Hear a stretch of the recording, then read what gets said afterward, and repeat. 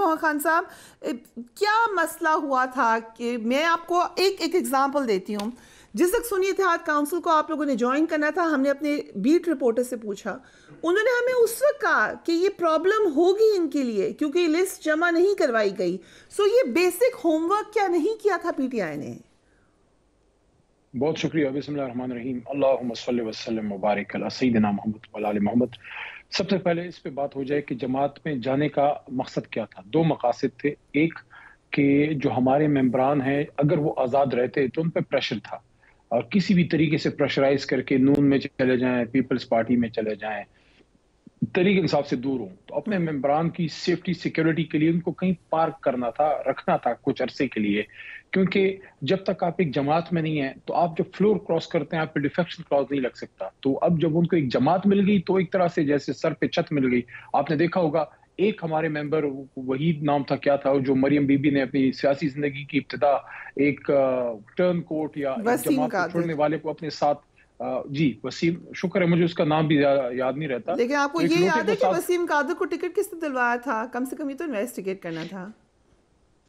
میں اپنی بات کر لوں تو اپنے ساتھ ایک لوٹے کو کھڑا کر کے مریم بی بی نے اپنی سیاسی زندگی کا ابتدا کیا. پارلیمانی قابل افسوس ہے، ووٹ کو عزت دو کی بات کرتی تھی، تو وہ چیز اس کے بعد نہیں ہوئی جب جماعت میں گئے. دوسرا ریزرو سیٹس تھی. ریزرو سیٹس پہ ایشو یہ تھا کہ تحریک انصاف سے جب بلا چھینا گیا تو باقی جتنی جماعتیں تھیں ان میں سے بہت کم جماعتوں نے اپنی لسٹ جمع کی تھی. جماعت اسلامی ایک جماعت تھی جس نے لسٹ جمع کی تھی، ان سے بات نہیں ہو سکی. اس پہ آتے ہیں کہ کون کون سی جماعتوں کے آپشن تھے. ایم ڈبلیو ایم تھا، سنی اتحاد کونسل تھا، جماعت اسلامی تھی، شیرپاؤ صاحب کی جماعت تھی، ایک جماعت شاید اور بھی تھی، اس کا نام ذہن سے نکل، جی شیرانی صاحب کی جماعت تھی، ان سے بھی کافی تفصیلی بات ہوئی تھی. ایک جماعت کا آپشن اور بھی تھا، ہمارے چٹا صاحب ہیں ہماری جماعت کے اپنے ایم این اے ہیں، ان کی جماعت کا آپشن بھی تھا لیکن اس پہ پھر بات آگے نہیں بڑھی. تو ان سب میں پھر سنی اتحاد کونسل پہ بات بنی. سنی اتحاد کونسل سے کس طرح بات ہوئی؟ پہلی آپشن جماعت اسلامی تھی. 2 دن تک ان سے انتظار ہوتا رہا ہماری قیادت کا، لیکن پھر ان کی شورا نے اجازت نہیں دی. ظاہر ہے ان کی اتنی جماعت کا فیصلہ ہے. شیرپاؤ صاحب سے بھی پھر بات آگے نہیں بڑھ سکی. سنی اتحاد کونسل ایک آپشن تھا جس کی خان صاحب نے اجازت دی تھی، وہ 16 فروری کی ملاقات میں. تو خان صاحب کی اجازت سے یہ لائنس ان کے ساتھ ہوا یا ان کے جماعت میں ہمارے لوگ گئے. اب ایک نقطہ یہ بھی ہے کہ جس بھی جماعت میں جاتے حکومت نے اور ان لوگوں نے ہمیں ہماری سیٹیں نہیں دینی تھی. اس میں اب 2 باتیں آتی ہیں. آپ کے اگلے سوال سے پہلے کہہ دوں کہ دیکھیے، یا تو ہماری سیٹیں آپ ہمیں دیں یا کچھ عرصے تک آپ ان کو آن ہولڈ رکھ سکتے ہیں جب تک اس کا پراپر فیصلہ سپریم کورٹ سے نہیں ہوتا.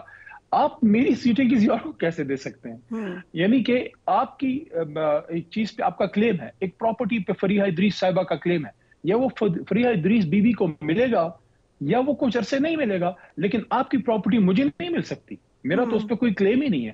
تو یہی ہمارا نقطہ ہے اور یہ سپریم کورٹ میں ہمارے وکلاء اس کو اٹھائیں گے. ٹھیک ہے، یہ آپ کا point, this is a point, but if somebody else is claiming یا ہاؤس کو آپ نے پورا چلانا ہے، ضروری ہے، بٹ آپ کا پوائنٹ آ گیا. کویسچن ہے زعیم محمد خان صاحب، آپ اس میٹنگ میں تھے جو عامر ڈیوگر صاحب کہہ رہے ہیں، جب ڈسکس کیا آپ لوگوں نے خان صاحب سے، ایگزیکٹلی کیا بات ہوئی تھی سنی اتحاد کونسل کے ساتھ اتحاد کی؟ دیکھیں، سنی اتحاد کونسل کے جو صاحبزادہ حامد رضا صاحب ہیں وہ خان صاحب کے پرانے حمایتی ہیں، کافی عرصے سے خان صاحب کے ساتھ ہیں.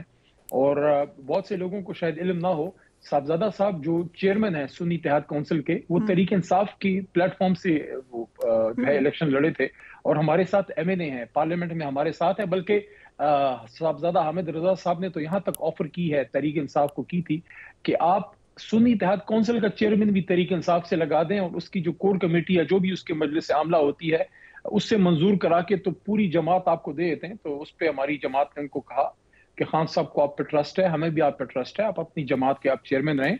عارضی طور پہ کچھ عرصے کے لیے تحریک انصاف کے لوگ یہاں آئیں گے جب تک ہمیں ہمارا بلے کا نشان نہیں ملتا. اب اس میں 2 نکات اور ہیں. ایک تو سپریم کورٹ ہم جا رہے ہیں، انشاءاللہ اسی ہفتے آپ کو اس کا رزلٹ سامنے آ جائے گا کہ جو فیصلہ ہمارے خلاف آنریبل پشاور ہائی کورٹ سے آیا ہے اس کو ہم چیلنج کریں گے. ہمیں یقین ہے، ہم پر امید ہیں، جس طرح قاضی فائز عیسیٰ صاحب نے بلے والے کیس میں ایک بات کا اظہار کیا بھی تھا کہ اگر آپ کو خواتین کے مخصوص نشستوں والے اور اقلیتی ایشو پہ آپ کو کوئی ایشو ہو تو آپ سپریم کورٹ سے رجوع کیجئے. انشاءاللہ ہم کریں گے، ہم پر امید ہے سپریم کورٹ سے ہمیں ایک ایڈوانٹیج ملے گا. اور دوسرا اس میٹنگ میں یہ بات کلیئرلی کہی گئی تھی کہ صرف سنی اتحاد کونسل ہے اور MWM کو بالکل نہ دیکھا جائے، اور شاید اس کی وجہ یہ تھی کہ KPK سے کچھ لوگوں نے ریزسٹ کیا تھا. میں عرض کرتا ہوں ایک بات کر کے آپ کے سوال کی طرف، اور دوسرا نقطہ یہ ہے کہ الیکشن کمیشن میں ہماری درخواست جا چکی ہے اور ہم پر امید ہے کہ اس بار جو ہم نے دوبارہ انٹرا پارٹی کیا ہے انشاءاللہ ہمیں ہمارا بلے کا نشان ملے گا. جیسے ہی تحریک انصاف کو بلے کا نشان ملتا ہے ہم پھر بھرپور کوشش کریں گے کہ پوری پارلیمنٹری پارٹی سنی اتحاد کونسل کی ضم ہو تحریک انصاف میں اور ہم لوگ دوبارہ تحریک انصاف میں آئیں. جہاں تک اب آپ کے سوال کا تعلق ہے، مختلف ریزرویشنز آ رہی تھی اور اس پہ پھر فائنل فیصلہ یہ ہوا خان صاحب کی طرف سے کہ آپ جماعت اسلامی سے بات کریں. اگر ان سے پھر بات نہیں ہوتی تو پھر آپ کے پاس جو آپشن موجود ہے سنی اتحاد کونسل کا یا شیرپاؤ صاحب کی جماعت کا، اس پہ آپ بات کریں. شیرپاؤ صاحب ہمارے لیے قابل احترام ہے لیکن ان سے بات آگے نہیں بڑھ سکی، اور سنی اتحاد کونسل تو آلویز اویلیبل تھا کیونکہ صاحبزادہ صاحب تو ہمارے ساتھ ہماری طرح سے ٹیم ہے. کیا مسئلہ تھا اس پہ کچھ پارٹی میں ریزرویشنز تھیں، کچھ مسئلے مسائل تھے، اس طرح ایک اور جماعت پہ بھی کچھ ایشوز تھے. اس وجہ سے سنی اتحاد کونسل خان صاحب نے پھر اس کی اجازت دی اور اس کے بعد پھر پراپر ایفیڈیوٹس لکھی گئیں اور اس پہ 2-3 دن باقاعدہ مشاورت ہوتی رہی. اس کے بعد فیصلہ ہوا ہے. لیکن اصل مسئلہ سنی اتحاد کونسل MWM یا کسی اور جماعت کا نہیں ہے.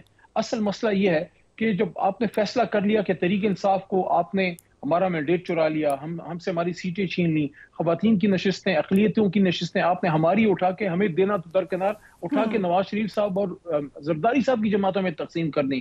پاکستان کی تاریخ میں ایسے نہیں ہوا. دیکھیں ماضی میں جو ریزرو سیٹس ہیں اس کا ایشو آیا تھا، باپ پارٹی کو ملی تھی 2018 کے الیکشن کے بعد. تو آپ کے پاس قانونی نظیر بھی موجود ہے اور آئین میں بھی اجازت ہے، اور جو آئین میں الیکشن ایکٹ جو ہے وہ کیا کہتا ہے؟ وہ کہتا ہے پولیٹیکل پارٹی کی بات ہے، پارلیمنٹری پارٹی کی بات نہیں ہے. آپ جب آزاد پاس ہوتے ہیں، آزاد جب الیکٹ ہوتے ہیں، اس کے بعد آپ کے پاس 3 دن کا ٹائم ہوتا ہے، آپ کسی بھی پارلیمنٹری پارٹی میں جا سکتے ہیں جس کے پاس الیکشن کا نشان ہو. اور سنی اتحاد کونسل کے پاس الیکشن کا نشان تھا، ان کا نشان میرے خیال میں گھوڑا تھا.